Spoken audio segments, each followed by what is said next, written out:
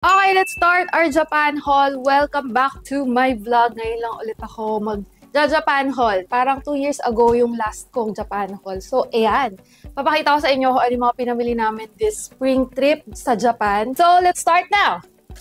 Dalawa nga lang yung tax-free, Donkey, tsaka isang Daikoku na pharmacy or drugstore. Umpisahan muna natin dito sa mga wala sa plastics. Unahin natin ang mga pagkain. Alam nyo ba, masarap ang mga pancakes doon. Kaya ayan, bumili ako. Hindi ko alam kung gano'ng karaming magagawa dito, pero ang laki niya eh. Sana individually packed or hiwa-hiwalay naman sa loob. Kasi pag inopen, hindi ko naman ito maluluto lahat agad-agad. Tapos ito, nakakatawa. We bought a ponzu sauce kasi gusto ni Jan. Lasa niya is parang light soy sauce na may kalamansi. Which is unusual sa Japan kasi parang bihira yung may lasang kalamansi doon ng mga sauce. Diba? So, we bought one. Yan. Meron siyang picture na parang citrus na fruit. Then, we have, syempre, chocolates.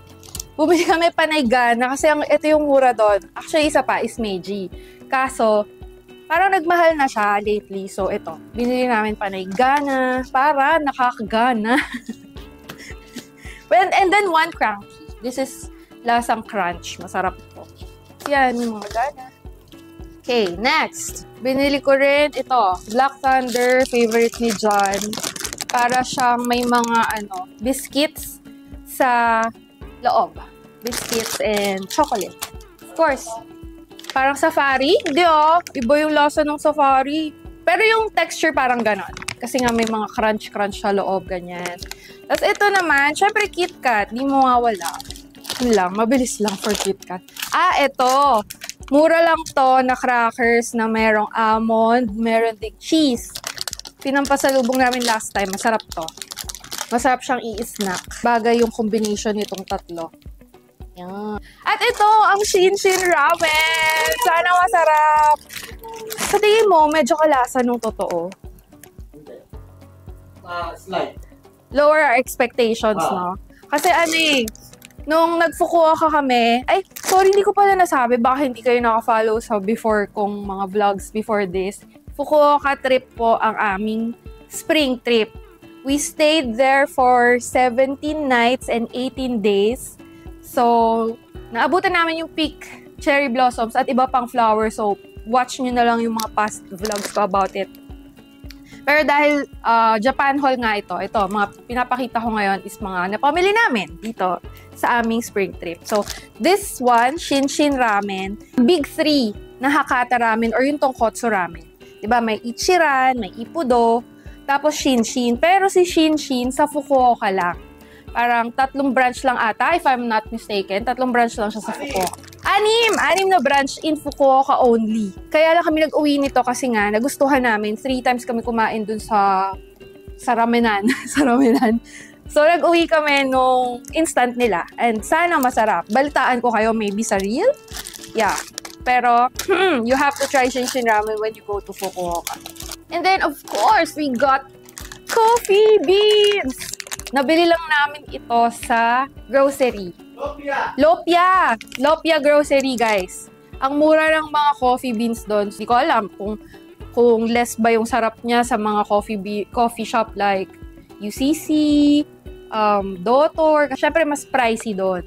Ang tinry namin ngayon is coffee beans sa grocery. Coffee beans for us! Yeah! Next natin is ito, for his hair, para magka-chance pa ulit tumubo ang mga hair loss natin dyan. Uy, kita ka pa rin. Wait lang. Sige, natakpang kita. Ayun. Ito yung before, ginagamit niya. Nung bibili na siya dapat nito, tinuro sa kanya itong brand na to, na a bit cheaper than this. Tapos, in-explain sa kanya na halos same lang naman yung ingredients. Buksan ko na, para makita lang nila yung box. So, para dun sa mga naghahanap ng remedy sa kanilang hair loss. Maraming products sa Japan. So, ayan. Ito pa pala, partner lagi ng strawberry. Tapos kapag nasa Japan ako, lagi ako nag-a-addict sa strawberry kasi, I don't know, wala akong masyadong naaasiman na strawberry doon. It's either sakto lang or matamis. Walang maasim na strawberry. But, ito, masarap din siyang i-partner doon. Siyempre, wala akong uwing strawberry. Alam ko, bawal yun. Kasi fresh produce. So, hindi na lang kami nag-a-attempt na mag-uwi ng strawberry pag galing Japan. Kaya, doon na lang ako kumakain ng maraming strawberries. Okay, next. Ito muna, mas konti. Donkey! Ito lang binili namin sa Donkey. Isang plastic lang nakakapanibago. Kasi doon talaga kami namimili lagi. And sometimes nagpapasabay ako sa mga friends, family, kapag may papabili sila. Usually Donkey. Kaya ang dami naming uwing plastic ng Donkey. Ngayon, isa lang. Di pa yan nakabukas. Ang rule talaga is bawal siyang buksan if tax-free mo nabili. And bawal mo siyang i-consume while you are there. So,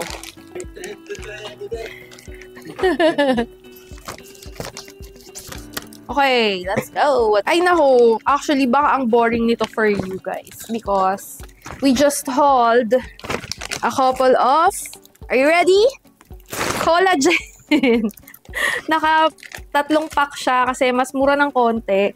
Tsaka, isang taon na namin yata or more than 1 year na namin tinitake to. Okay naman sa amin.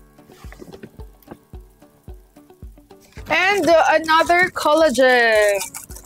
Skin health and anti-aging daw. What else? Joint and bone support. So, ayun. Yun yung isa sa pinaka-reason bakit tinutuloy-tuloy namin ang pag-take ng collagen na to. Kasi si John, nararamdaman niya minsan masakit yung buto niya sa daliri. Tama ba ako? So, yun. Nung nag-take siya nito, nabawas-bawasan. And then, for overall wellness din siya. Pati skin health nga. And anti-aging. Siyempre, aging na tayo, di ba? Ano ba yan? Mukha ako nagbebenta, di ba? Okay, next. Eto. This is also from DHC na brand. They're multivitamins. Nag-haul din kami. This, tagto 3 pieces din. 3 to, ayan. Ito. Next. Ito, para sa washing machine. Si John na naman may pakana nito kasi siya yung naglalaba sa amin. Hindi ko rin alam kung anong pangalan, but yan. Okay. Last na nabili namin sa Donkey. This is, pabili lang to ng pamangkin kasi naghanap siya ng eye drop. Although marami na rin nagbebenta nito dito. Ito, last minute shopping ko sa Daiso. Nakakatuwa mag-ikot-ikot dun sa Daiso. Minsan may mabibili kang hindi mo naman kailangan pero dahil natuwa ka at ang mura, bibilhin mo. Katulad nito. Nakabili ako ng kamote. Kamote na around 75 yen lang kasi naka-sale. Pero dapat i-consume ata agad. Alam niyo ba, ang tamis ng kamote ng Japan. Di ko alam bakit. Kasi, I love our kamote, but sinasawsaw ko pa siya sa sugar. Yung kamote sa Japan, ang tamis na. Hindi mo na kailangan i-sugar or whatever. As is na. Kaya ako siya binili kasi hindi ako bumili lately ng kamote. Hindi ko alam kung pwede ring mag-uwi nun. So, dahil may nakita akong nakapackage na ganito, na maliit lang, yun, kinuha ko na siya. At naka-sale pa nga sa Daiso. Excuse me. Next, sa Daiso pa rin. Ito, cute nito. Pang blot. Kasi oily ako. So, nung nakita ko doon na madami siyang tindang pang oily face. Ano tawag doon? Blotting paper. Tapos ang cute ng packaging. Yan, napabili ako. Pero isa lang. Kasi isa lang naman yung mukha ko. Ang dami niyang colors. So. Parang post-it! Subukan nga natin. Ayan wala yan ka oil Try natin ngayon. Kasi, I'm an oily girl eh. Okay. Meron ba? Ayun, meron na. Meron naman siya nakuha. Hindi pa ako super oily ngayon kasi kaka-powder ko lang ata. Yun, nakakakuha naman siya. Pero sakto lang yung performance. Meron akong mga nagamit na ganito, mas talagang grabe mag-absorb ng oil. Pero it's just 100 yen. So, pwede na. Tsaka ang cute kasi nalalagyan. Okay, next sa ating ito, I like this. Are you also into nail polish? Ako kasi may times ako na ang hilig ko mag-nail polish. Ngayon hindi. Pag nagta-travel, hindi masyado kasi ayoko na masyadong may mini-maintain sa katawan ko kapag nagta-travel. Ito naman for my husband, for John. Kasi bali yung daliri niya minsan kapag nagbabasketball. Hindi naman bali. Like parang masakit or whatsoever. Kaya ayan, naglalagay siya nung binabalutan niya for remedy yung fingers niya. This one, hindi ko pa natatry pero kaya ko siya binili kasi for negative 4 degrees, pag may nakita kayong ganyan sa Japan, ibig sabihin, ano siya, parang cooling, may cooling effect. Eh, di ba, syempre mainit dito sa Pilipinas. So, yeah, nag-ready na ako. Bumili na ako nito kasi alam ko, pag uwi ko dito, mainitan ako. At kaya ko siya binili from Daiso kasi 100 yen lang. Tapos nakikita ko dun sa mga ibang drugstore around 300 to 400. Basta mas mahal. So, nakita ko, may version si Daiso. Eh, di try natin, di ba? Mabango siya. So, ganito yung itsura. So, try na natin, di ba? May try haul. Bukod sa haul, may ano pa, try on or whatever, di ba? Yan. Uy, ang lamig nga! Hindi ko... Uy, malamig nga siya. Parang galing refrigerator. Ooh, I love it. Uy, try mo bilis talaga dito. Negative 4 degrees Celsius daw. Oh, yan lamig gagagi. Oo. Ha? Gano? 100 yen lang. Sa Daiso. 100 yen lang. Guys, good find. I swear. Diba, ang lamig. Para pang-refresh siya. Lalo na, naku, pagka nasa labas tayo. Ngayon kasi, hindi pa masyadong feel kasi hindi man tayo pawis sa bahay lang. Pero pag isipin mo, nasa biyahe ka. Or parang kanyari, nasa beach. Sarap magganito bigla. Nice find. And then, ito na, medyo marami from Daikoku. Drugstore din na. Isa sa favorite naming puntahan bukod sa Matsukiyo at Sugi. Sundrug, Daikoku, yan. Yung mga masarap pamilihan or shoppingan dyan. Ito na. Naku po, ang dami. Ang daming candies. Favorite talaga niya. Sa kanya lahat to. So, puree na iba-iba. Meron din palang candy si Meiji. And then, Kororo. Puro orange. And of course, Meiji chocolate. Puree pa ulit. Mentos. Puree lemon. Tamo, ang daming puree talaga. Adik ka ba? Yes. Ito pa, another kaadikan nito. Bumili ng mga vitamin C drink na lemon. Basta lemon talaga, mabubudol siya. Meron nito yung mas maasim pa eh. Hindi namin nakita sa grocery, no? Kaya, ayan. Ito, candy na naman. Tamo, puro asim. Tapos bumili rin kami ng Stain Clear Aura 2. Aura 2 na, ano ba to? Toothpaste. Ito naman, itatry ko pa lang ngayon. Naghanap kasi ako quickly nun sa Google kung ano yung magandang facial wash. Kasi paubos na yung facial wash ko. Anong magandang facial wash for oily face? Sabi sa niya, an oily girl, if you can relate sa pagka-oilyhan, let's connect. Di pa ako nakakahanap ng talagang makakatanggal ng oiliness. So, kung meron kayong marirecommend, please naman, help a girl out. Di pa tayo tapos, meron pa, may damit pa, and GU haul. Mga panty liners na Japanese brand. Ang bango nila. Tapos, ang ninipis. Tapos, yung nagamit ko before, sobrang nipis, pero ang ganda ng pagkaka-absorb niya. Yan, kaya nag-haul na ako. Ang ninipis nito, I swear, pero ang ganda. Tiramisu chocolate. Nahanap ko siya before, or nakikita ko siya before sa Donkey lang. Pero may mga drugstores na rin na nagbebenta nito. So, doon na kami bumili nga ngayon sa Daikoku. Yun, sobrang sarap. Medyo pricey ito, around 2,200 yen yata. Pero talagang grabe, adik na adik ako dito. Talagang hindi yung mga usual chocolates na nagva-viral like Royce. Hindi, ito talaga for me. this. Sa GU pala, bumili ako ng shoes. Cute, di ba? Alam niyo ba, winter pa lang, January, nakikita ko na to kasama yung red na version nito, pati white. Gusto ko na siyang bilhin that time, pero parang, okay, baka hindi masyado. Ngayong pagbalik kong spring, meron pa rin sila nitong ganitong rubber shoes. At gusto ko pa rin. So, ayun, binili ko na. What I like about this is, yung lace. Pero meron din binigay, may kasamang ganito. Tada! From GU pa rin, 490 yen na brief for John. Oh my gosh, Evangel yun. Clips. Hair clips na sale, 200 yen.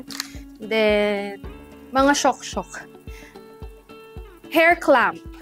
Dalawa na siya at 190 yen lang. Long sleeves na Pwede na to for autumn siguro and spring. Innerwear or pang second layer. Para kay John naman. From 2,990 yen, 990 na lang dito. Almost done na ako, pero meron akong dalawang box na ipapakita sa inyo na hindi siya haul, but may mga Japanese products na sobrang cute.